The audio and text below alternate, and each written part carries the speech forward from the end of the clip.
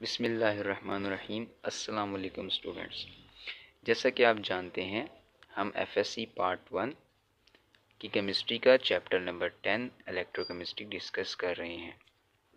आज हमारा टॉपिक है ऑक्सीडेशन स्टेट और इसके कुछ रूल्स जो है वो हम पढ़ेंगे। लेकिन इसको पढ़ने से पहले हम कुछ इम्पोर्टेंट और बेसिक डेफिनेशंस देखेंगे जो यहाँ पे इस्तेमाल होने वाली हैं। तो आइए उसकी सबसे पहली डेफिनेशन को हम डिस्कस करते हैं, जो हमारे पास है ऑक्सीडेशन। तो स्टूडेंट्स, ऑक्सीडेशन क्या होता है? ऑक्सीडेशन हमारे पास एक ऐसा प्रोसेस है जिसमें कोई भी एटम या मॉलिक्यूल इलेक्ट्रॉन लूज करता है। यानी जब भी कोई एटम या मॉलिक्यूल इलेक्ट्रॉन लूज करता है तो उसको हम नाम देते हैं ऑक्सीडेशन का। यही बात हमने यहाँ डेफिनेशन में भी लिखी है। Oxidation is a chemical reaction that involves the lose of one or more electrons by an atom or molecule। और हमने यहाँ पे नीचे एग्जांपल भी दी है, जैसे सोडियम है, ये एक इलेक्ट्रॉन लूज कर सकता है। तो जब ये एक इलेक्ट्रॉन लूज करेगा, ये 1e नेगेटिव लिखा है मैंने, इसका मतलब है इसने एक इलेक्ट्रॉन लूज किया है। और एक इलेक्ट्रॉन लूज करने के बाद इस प्रोसेस को हम क्या नाम देंगे? ऑक्सीडेशन का। बिल्कुल इसी के ऑपोजिट अगर हम चलें तो रिडक्शन क्या होती है? रिडक्शन हमारे पास यही जो इलेक्ट्रॉन लूज होते हैं, इन्हीं इलेक्ट्रॉन को एक्सेप्ट करना, उसको हम बोलते हैं रिडक्शन। तो रिडक्शन की डेफिनेशन पढ़ते हैं। Reduction is a chemical reaction that involves the gain of one or more electrons by an atom or molecule. यानी जब कोई इलेक्ट्रॉन एटम या मॉलिक्यूल गेन करते हैं तो उस प्रोसेस को हम नाम देते हैं रिडक्शन का। जैसे यहाँ पे कॉपर है, कॉपर के पास 2 इलेक्ट्रॉन्स की कमी है, 2 इलेक्ट्रॉन की ज़रूरत है, तो हम क्या करेंगे? हमने यहाँ पे 2 इलेक्ट्रॉन ऐड किए हैं। ऐड करने के बाद कॉपर के अंदर जो है इलेक्ट्रॉन और प्रोटॉन की तादाद सेम हो चुकी है, तो इस प्रोसेस को हम क्या नाम देते हैं? रिडक्शन का। इसके बाद हम ये देखेंगे कि ऑक्सीडाइजिंग एजेंट और रिड्यूसिंग एजेंट क्या होता है। तो ऑक्सीडाइजिंग एजेंट हमारे पास वो सब्सटेंस होता है जो इलेक्ट्रॉन एक्सेप्ट करता है किसी दूसरे सब्सटेंस से। यही डेफिनेशन भी हमने यहाँ पे लिखी है। An oxidising agent is a substance, एक ऐसा सब्सटेंस होता है that accept electron from another substance, जो किसी दूसरे सब्सटेंस से इलेक्ट्रॉन को एक्सेप्ट करता है। और रिड्यूसिंग एजेंट क्या होता है? जो इलेक्ट्रॉन दूसरे सब्सटेंस से डोनेट करता है। जैसे a substance that donate electron to another substance, यानी एक ऐसा सब्सटेंस जो किसी दूसरे सब्सटेंस को इलेक्ट्रॉन डोनेट करे, उसको हम बोलते हैं रिड्यूसिंग एजेंट। अब यहाँ सवाल ये पैदा होता है कि हमने पीछे पढ़ा ऑक्सीडेशन। ऑक्सीडेशन में बात होती थी लूज ऑफ इलेक्ट्रॉन की। अब यहाँ भी तो ऑक्सीडाइजिंग का लफ्ज़ है, तो यहाँ पे एक्सेप्ट ऑफ इलेक्ट्रॉन क्यों आ रहा है? ठीक है, इसी तरह यहाँ पे डोनेशन ऑफ इलेक्ट्रॉन क्यों आ रहा है? अगर ये यहाँ पे तो लफ्ज़ रिड्यूसिंग यूज़ हो रहा है, लेकिन नहीं, ये बात गलत है। देखें, यहाँ पे एग्जांपल देते हैं आपको, जैसे NaCl है। अब यहाँ पे क्या होता है? Na अपना एक इलेक्ट्रॉन लूज करता है, जबकि Cl जो है वो उसी इलेक्ट्रॉन को एक्सेप्ट करता है। तो ऑक्सीडाइजिंग एजेंट क्या होता है? जो इलेक्ट्रॉन एक्सेप्ट करता है। तो ये हमारे पास है ऑक्सीडाइजिंग एजेंट। ठीक है, OA से शो कर रहे हैं। और जो इलेक्ट्रॉन डोनेट करता है वो हमारे पास क्या होता है? रिड्यूसिंग एजेंट, A से शो कर रहे हैं। अब इसको ऑक्सीडाइजिंग कहने का मकसद ये है क्योंकि यहाँ पे सोडियम की ऑक्सीडेशन हुई है। ऑक्सीडेशन के नतीजे में इसने जो है इलेक्ट्रॉन को एक्सेप्ट किया है, इस वजह से इसको हमने ऑक्सीडाइजिंग एजेंट बोला। और रिडक्शन रिडक्शन के नतीजे में इसने यहाँ पे इलेक्ट्रॉन एक्सेप्ट किया है, जिस वजह से हमने इसको रिड्यूसिंग एजेंट बोला। तो हमारे पास जो यहाँ पे कुछ एग्जांपल भी दिए हैं ऑक्सीडाइजिंग एजेंट की। एक तो क्लोरीन है, क्लोरीन का मैंने आपको यहाँ बता भी दिया। इसी तरह ऑक्सीजन है। और जो इलेक्ट्रॉन को लूज़ कर सकते हैं, डोनेट कर सकते हैं, वो हमारे पास हाइड्रोजन हो सकता है, सोडियम, मैग्नीशियम, और भी इसमें एग्जांपल्स आती हैं। तो यकीनन ये कंसेप्ट आपको ज़्यादा अच्छे तरीके से समझ आ गया होगा। एक और डेफिनेशन को डिस्कस करेंगे, फिर इसके बाद हम अपने मेन टॉपिक की तरफ चलते हैं, और वो हमारे पास है रिडॉक्स रिएक्शन। रिडॉक्स रिएक्शन क्या होता है? रिडॉक्स रिएक्शन हमारे पास एक ऐसा रिएक्शन होता है जिसमें एट अ टाइम हमारे पास ऑक्सीडेशन और रिडक्शन दोनों प्रोसेस हो रहे हों, ठीक है। यानी एक ऐसा रिएक्शन जिसके अंदर एट अ टाइम एक ही वक्त में रिडक्शन भी हो रही हो और ऑक्सीडेशन भी हो रहा हो, उसको हम बोलते हैं रिडॉक्स रिएक्शन। यही डेफिनेशन भी मैंने लिखी है, the reaction in which transfer of electrons takes place from one substance to another substance is called redox reaction. अब हम आते हैं अपने मेन टॉपिक की तरफ। हमारा मेन टॉपिक क्या था? Oxidation state. ऑक्सीडेशन स्टेट हमारे पास क्या होता है, देखिए इसको एक एग्जांपल से समझते हैं। जैसे हमारे पास है सोडियम, और सोडियम कितने इलेक्ट्रॉन लूज करता है? 1।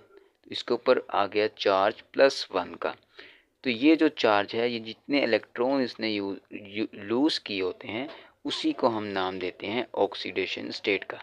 यानी वो उस एलिमेंट की या उस एटम की ऑक्सीडेशन स्टेट है। तो ये जो चार्ज है इसको हम क्या बोलते हैं? Apparent charge. तो ये जो अपेरेंट चार्ज है, ये कितने हैं? 1 है, 2 है, 3 है, 4 है, जितने भी होते हैं इसको हम क्या नाम देते हैं? ऑक्सीडेशन स्टेट का। यही बात हमने यहाँ पे लिखी है, the apparent charge which would be present in an atom of an element in a molecule over is called oxidation state। यानी किसी एलिमेंट के एटम के ऊपर जो अपेरेंट चार्ज होता है, यानी उसने इलेक्ट्रॉन एक्सेप्ट किए हैं या डोनेट किए हैं, एक्सेप्शन के लिए भी और डोनेशन के लिए भी। तो जितने उसने एक्सेप्ट किए हैं और डोनेट किए हैं उसके नंबर्स कितने हैं? एक डोनेट किया है, एक एक्सेप्ट किया है, 2 डोनेट किए हैं या 2 एक्सेप्ट किए हैं, उसी को हम नाम देते हैं ऑक्सीडेशन स्टेट का। अब हम कुछ रूल्स पढ़ेंगे, यानी हमारे पास कोई रिएक्शन होगा, उसके अंदर जो एलिमेंट्स होंगे, कि उसके अंदर हमें कैसे पता लगेगा कि किस चीज़ ने कितने इलेक्ट्रॉन डोनेट किए और कितने एक्सेप्ट किए। तो इसको समझने के लिए हमारे पास कुछ रूल्स होते हैं जो हमें याद करना ज़रूरी हैं। जब हम इन रूल्स को याद कर लेंगे तो हम फिर किसी भी एलिमेंट की, किसी मॉलिक्यूल की ऑक्सीडेशन स्टेट को बआसानी फाइंड कर सकते हैं। सबसे पहला रूल ये है कि oxidation of all element is in free state is zero. यानी हमारे पास कोई भी एटम जो फ्री स्टेट के अंदर है उसकी ऑक्सीडेशन हमेशा ज़ीरो हुआ करेगी। ऑक्सीडेशन स्टेट जो फ्री स्टेट का मतलब क्या है? फ्री स्टेट का मतलब ये है कोई भी एटम जो किसी और एटम के साथ बॉन्ड ना बनाए। यानी अगर हाइड्रोजन है तो हाइड्रोजन किसी और एलिमेंट के साथ, किसी और एटम के साथ बॉन्डेड नहीं होना चाहिए। इसी तरह कोई भी एलिमेंट हो, वो अकेला होना चाहिए। अगर वो अकेला होगा तो उस फ्री स्टेट में उसको क्या बोलेंगे कि वो फ्री स्टेट है। तो उस फ्री स्टेट में हमेशा जो ऑक्सीडेशन स्टेट है वो ज़ीरो हुआ करेगी। यानी ना तो उसने किसी से इलेक्ट्रॉन एक्सेप्ट किया है, ना किसी को इलेक्ट्रॉन डोनेट किया है। इसी तरह अगर पीरियोडिक टेबल के पहले एलिमेंट हाइड्रोजन की बात की जाए तो हाइड्रोजन की ऑक्सीडेशन स्टेट क्या होती है, या ऑक्सीडेशन नंबर और स्टेट एक ही चीज़ है। तो जहाँ पे ऑक्सीडेशन नंबर का जिक्र आएगा या ऑक्सीडेशन स्टेट का जिक्र आएगा तो दोनों एक ही चीज़ हुआ करेंगी। तो ऑक्सीडेशन नंबर ऑफ हाइड्रोजन हमारे पास +1 होता है, हमेशा +1 होगा। सिर्फ इसका एक केस ऐसा है जहाँ पे -1 होगा, और वो क्या होंगे? Metal hydride. यानी जब भी हाइड्रोजन किसी मेटल के साथ दिखेगा तो उसकी ऑक्सीडेशन स्टेट -1 होगी। इसके अलावा जिस किसी के साथ भी होगा तो इसकी ऑक्सीडेशन स्टेट +1 होगी। अब सवाल यहाँ पे ये पैदा होता है कि मेटल के साथ ही ऐसा क्यों और बाकियों के साथ ऐसा क्यों नहीं है? मेटल के साथ भी तो +1 होनी चाहिए, अगर बाकियों के साथ +1 है, नहीं, ऐसा नहीं होगा। क्यों? क्योंकि हमने ये बात पढ़ी है कि जो मेटल्स होते हैं वो हमेशा इलेक्ट्रॉन लूज़ करते हैं। तो वो तो इलेक्ट्रॉन लूज़ करेंगे, और जब हाइड्रोजन उनके साथ बॉन्डेड होगा तो फिर वहाँ पे हाइड्रोजन का काम इलेक्ट्रॉन को एक्सेप्ट करना होगा। वहाँ पे हाइड्रोजन का काम क्या होगा? जो उसकी ऑक्सीडेशन स्टेट होगी वो -1 होगी। यहाँ पे मैंने एग्जांपल भी दी है, जैसे ये सोडियम हाइड्राइड है, NaH है, इस सोडियम की यहाँ पे +1 ऑक्सीडेशन स्टेट है, क्योंकि ऑक्सीडेशन एक इलेक्ट्रॉन लूज़ करता है। तो फिर हाइड्रोजन की क्या होगी, -1। इसी तरह यहाँ पे कोई भी मेटल लगा दें, मैग्नीशियम, पोटेशियम, तब भी यहाँ पे हाइड्रोजन -1 होगा। यानी मेटल हाइड्राइड, जब भी मेटल हाइड्राइड होंगे तो हाइड्रोजन की ऑक्सीडेशन स्टेट -1 होगी, और बाकी हाइड्रोजन किसी के साथ भी आए तो तब उसकी +1 होगी। जैसे यहाँ पे HCl है, तो यहाँ पे ये मेटल के साथ नहीं है, मेटल के अलावा कोई टर्म है, तो यहाँ पे क्या है जी, +1। इसी तरह वाटर में जो H2O है, वहाँ भी इसकी +1 होगी। तो सिर्फ मेटल के साथ -1 है, लेकिन मेटल के बिना जितने के साथ भी किसी एलिमेंट के साथ जो मेटल नहीं होगा उसके साथ हाइड्रोजन आएगा तो उसकी ऑक्सीडेशन स्टेट +1 होगी। इसका थर्ड रूल देखते हैं। थर्ड रूल क्या है, the oxidation number of oxygen is -2। Oxidation number of oxygen जो है वो हमेशा -2 होती है, और नॉर्मल ऑक्साइड के लिए -2 होती है। इसके अलावा जो पर ऑक्साइड होते हैं उसकी -1 होती है, और जो सुपर ऑक्साइड होते हैं उसकी -1/2 होती है। ये आपको याद रखनी पड़ेगी। अब नॉर्मल ऑक्साइड क्या होते हैं, पर ऑक्साइड क्या होते हैं, सुपर ऑक्साइड क्या होते हैं, इस पर आपको एक अलग से वीडियो मेरे इस चैनल पर मिल जाएगी, तो आप उसको देख लीजिएगा। तो फ़िलहाल आपने इतना याद रखना है कि ऑक्सीडेशन नंबर जो नॉर्मल ऑक्साइड की होती है वो -2 होती है, और जो पर ऑक्साइड की होती है वो -1 होती है, और जो सुपर ऑक्साइड होते हैं उसकी -1/2 होती है। एग्जाम्पल भी आप दे सकते हैं, ये पर ऑक्साइड है मेरे पास दोनों, तो यहाँ पे ऑक्सीजन की जो सॉरी ये जो है मेरे पास जो एग्जांपल्स मैंने आपको दिए हैं ऑक्सीजन की, यहाँ पे हमारे पास जो ऑक्सीडेशन स्टेट है वो क्या है, -2 है। -2 क्यों है, ये देखें ये यहाँ पे जो ऑक्सीजन है ये पर ऑक्साइड है, ये दोनों में ऑक्सीजन पर ऑक्साइड है। अब चूँकि यहाँ पे भी O2 है, यहाँ पे भी O2 है, और पर ऑक्साइड के लिए हमारे पास जो ऑक्सीडेशन स्टेट है वो -1 है। अब -1 को इस 2 से मल्टीप्लाई करेंगे तो -2 आएगा। इस तरह इस 2 से मल्टीप्लाई करेंगे तब भी क्या आएगा, तब भी -2 आएगा। तो इस वजह से हमने ऑक्सीडेशन स्टेट -2 लिखी है। ये वाला -2 नहीं है जो नॉर्मल ऑक्साइड है, वो तो -2 ही रहेगी। ये जो नीचे नंबर ऑफ एटम्स हैं, यानी ऑक्सीजन के कितने नंबर ऑफ एटम्स है, 2 हैं, तो इस -1 को 2 से मल्टीप्लाई कर दें तो ऊपर ऑक्सीडेशन स्टेट -2 आ जाएगी। इसी तरह इसको भी करें तो वो भी -2 आ जाएगी, लेकिन असल में ये क्या है, -1 ही है। सुपर ऑक्साइड की क्या होती है जी, -1/2। जैसे यहाँ पे ये सुपर ऑक्साइड है तो इसकी क्या होगी, -1/2। उसके बाद जो ऑक्सीजन है इसकी सिर्फ अगर ऑक्सीजन का फ्लोरीन के साथ बॉन्ड बना हो, OF2 हो, तो इस केस में इसकी सिर्फ +2 होती है। इसके अलावा किसी केस में +2 नहीं होती। सिर्फ फ्लोरीन के साथ जब ऑक्सीजन का बॉन्ड बना होगा तो तब इसकी +2 होगी। इसके अलावा किसी केस में ऑक्सीजन की ऑक्सीडेशन स्टेट +2 नहीं होगी।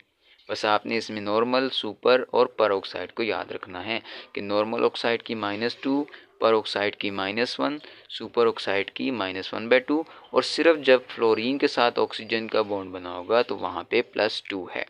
इसके अलावा जो हैलोजन्स हैं पीरियोडिक टेबल में हमारे, वो उसकी जो ऑक्सीडेशन नंबर है वो हमारे पास हमेशा -1 होता है। फिर से सुन लीजिए कि ऑक्सीडेशन नंबर हैलोजन्स का हमारे पास -1 होता है। यानी जो 7A ग्रुप है उसके अंदर जितने भी एलिमेंट्स आते हैं, क्लोरीन है और ब्रोमीन वगैरह जो भी हैं, उनका -1 होता है in binary compound. Binary compound किनको बोलते हैं, बाइनरी कंपाउंड हमारे पास ऐसे कंपाउंड होते हैं जिसमें 2 एलिमेंट्स हों। जैसे आपके पास NaCl है, एक बाइनरी कंपाउंड है क्योंकि इसके अंदर कितने एलिमेंट है, 2, एक सोडियम है और एक क्लोरीन है। इसी तरह KCl है, ये भी आपके पास बाइनरी कंपाउंड है क्योंकि इसमें भी 2 एलिमेंट्स हैं, एक पोटेशियम है, एक क्लोरीन है, और ये होना किसके साथ चाहिए, हैलोजेंस के साथ। तो यकीनन ये पॉइंट भी आपको समझ आ गई होगी। अब हम इसके नेक्स्ट रूल की तरफ चलते हैं, रूल नंबर 5। और रूल नंबर 5 हमारे पास है कि oxidation number of an ion consisting of single element is same as a charge on it. अब इस बात का क्या मतलब है, इसको समझने की कोशिश करते हैं। इस बात का मतलब ये है कि अगर हमारे पास कोई सिंगल एटम है और उसका वो आयन हमारे पास मौजूद है, कोई आयन है सिंगल, तो उसके ऊपर जो भी चार्ज का नंबर होगा वो हमारे पास उसकी ऑक्सीडेशन स्टेट हुआ करेगी। जैसे यहाँ पे कॉपर है, कॉपर के ऊपर जो चार्ज है वो +2 है और यहाँ पे कॉपर जो है वो सिंगल है, तो इस वजह से इसकी जो ऑक्सीडेशन स्टेट है वो क्या है, +2 है। तो इसकी जगह कोई भी हमारे पास अगर एलिमेंट हो और वो आयन की फॉर्म में हो, तो उसके ऊपर उस टाइम जो भी चार्ज होगा वो उसका ऑक्सीडेशन स्टेट बन जाया करेगा। इसी तरह हम रूल नंबर 6 पढ़ते हैं। रूल नंबर 6 हमें क्या कहता है जी, sum of oxidation state of all element in a neutral compound is zero. यानी जितने भी हमारे पास न्यूट्रल कंपाउंड है, अगर हम उनकी ऑक्सीडेशन स्टेट या ऑक्सीडेशन नंबर का सम निकालें तो वो हमारे पास ज़ीरो के इक्वल आता है। जैसे यहाँ पे एग्जांपल ले लेते हैं NaCl की, तो देखें यहाँ पे Na की ऑक्सीडेशन स्टेट +1 है और इसकी -1 है, तो दोनों का सम ले लें, +1 -1 इज इक्वल टू 0। तो बिल्कुल ये बात यहाँ पे प्रूव भी हो चुकी है। तो ये कंपाउंड क्या है जी, न्यूट्रल है। फिर से समझ लेते हैं कि जब भी कोई न्यूट्रल कंपाउंड होगा उसकी जो ऑक्सीडेशन स्टेट होगी उसका जब हम सम निकालेंगे तो वो इज इक्वल टू 0 हुआ करेगी। जो ऑक्सीडेशन स्टेट है वो क्या होगी, 0 के इक्वल होगी। इसके बाद रूल नंबर अगर 7 की बात करें तो रूल नंबर 7 है algebraic sum of oxidation number equal to charge on ion. यानी अगर हमारे पास दो एलिमेंट्स हों या दो से ज़्यादा एलिमेंट्स हों और उनके ऊपर कोई चार्ज भी हो, उस पूरे होल मॉलिक्यूल के ऊपर कोई चार्ज हो, तो जितने भी उसके अंदर एलिमेंट्स हैं उन सब का ऑक्सीडेशन नंबर हम निकालेंगे और उस ऑक्सीडेशन नंबर का जब हम सम लेंगे तो वो उसके ऊपर जो चार्ज मौजूद होगा उसके इक्वल होगा। जैसे यहाँ पे एग्जांपल है सल्फ़र और ऑक्सीजन। अब इस पूरे के ऊपर जो होल चार्ज है वो है -2। तो इस मतलब ये जो लाइन है इसका मतलब क्या है कि जो इन दोनों की, सल्फ़र और ऑक्सीजन की ऑक्सीडेशन स्टेट है, हम इन दोनों का अलजेब्रिक सम लेंगे और सम लेने के बाद जो हमारे पास आंसर आएगा वो इस पूरे होल चार्ज के इक्वल हुआ करेगा। तो अब यहाँ पे देखिए सल्फ़र की जो है वो ऑक्सीडेशन स्टेट +6 है और ऑक्सीजन, ये देखें सल्फ़र की जो है +6 होती है, यहाँ पे +6 है और ऑक्सीजन की हमारे पास -2 होती है। ठीक है, तो -2 है तो ऑक्सीजन यहाँ पे कितने हैं, 4 है, मल्टीप्लाई कर दें 4 से तो 2 4 दा ये हो जाएगा -8 हो जाएगा। तो +6 और -8 तो हमारे पास क्या रह गया, -2। अब ये देखें होल चार्ज भी क्या है, -2 है। तो ये ही बात हमने रूल नंबर 7 में प्रूव करनी थी। उसके बाद रूल नंबर 8 क्या है, रूल नंबर 8 ये है कि more electronegative atom has the negative oxidation state. यानी किसी भी कंपाउंड के अंदर जिस एलिमेंट की इलेक्ट्रोनेगेटिविटी ज़्यादा होगी उसके ऊपर हमेशा नेगेटिव ऑक्सीडेशन स्टेट शो करेंगे। ठीक है, अब यहाँ पे देखें HCl है तो हाइड्रोजन की निस्बत क्लोरीन की इलेक्ट्रोनेगेटिविटी ज़्यादा होती है। इलेक्ट्रोनेगेटिविटी का मतलब होता है इलेक्ट्रॉन को अपनी तरफ अट्रैक्ट करना। तो क्लोरीन की जो इलेक्ट्रॉन को अपनी तरफ खींचने की अट्रैक्शन है, जो एबिलिटी है वो ज़्यादा है। इस वजह से जिसकी इलेक्ट्रोनेगेटिविटी ज़्यादा होगी उसके ऊपर नेगेटिव ऑक्सीडेशन स्टेट शो होगी। इसी तरह यहाँ पे पोटेशियम आयोडाइड है तो पोटेशियम के ऊपर +1 और आयोडाइड के ऊपर -1, क्योंकि आयोडीन की जो इलेक्ट्रोनेगेटिविटी है वो पोटेशियम की निस्बत ज़्यादा है। तो यही रूल हमने यहाँ पे डिस्कस करना था। अब हम इसमें एक लास्ट चीज़ देखेंगे कि पीरियोडिक टेबल में जो एलिमेंट्स हैं उनकी ऑक्सीडेशन स्टेट हमें कैसे पता लगेगी। तो ये आपको याद रखनी पड़ेगी। हमारे पास जो ग्रुप 1A होता है इसमें जितने एलिमेंट्स होते हैं उन सब की +1 ऑक्सीडेशन स्टेट होती है, जिसमें हमारे पास हाइड्रोजन भी आता है, जिसमें हमारे पास सोडियम है, पोटेशियम है, ये ग्रुप 1 के एलिमेंट हैं। तो इन सब की क्या होगी +1। इसी तरह अगर 2A की बात करें, ग्रुप 2A की, तो उसकी +2 होगी। 3A की बात करें तो उसकी +3 होगी। इसी तरह 5A की बात करें, 5A की ग्रुप की बात करें तो उसकी -3 होगी। और इसी तरह अगर 6A की बात करें तो -2, 7A की बात करें तो वो -1 होगी। और इसी तरह अगर 8A की बात करेंगे तो वो हमारे पास 0 होगी। तो ये आपने याद रखनी है। जो ग्रुप मैंने इसके अंदर छोड़ दिए हैं वो ज़्यादातर ट्रांजिशन एलिमेंट्स हैं और वो अपनी ऑक्सीडेशन स्टेट चेंज करते रहते हैं। तो उसको निकालने का तरीका, या फिर कोई भी एलिमेंट जिसकी ऑक्सीडेशन स्टेट हमें नहीं पता, उसको निकालने का तरीका हम इंशाल्लाह नेक्स्ट लेक्चर में सीखेंगे। अगर इस लेक्चर में आपको किसी बात की समझ नहीं आई तो आप कमेंट सेक्शन में ज़रूर डिस्कस कीजिएगा, हम उसके लिए एक अलग से वीडियो बना लेंगे। बहुत बहुत शुक्रिया, अल्लाह हाफिज़। और हमारे इस चैनल को हमें सपोर्ट करने के लिए सब्सक्राइब करते हुए ज़रूर जाएं। शुक्रिया, अल्लाह हाफिज़।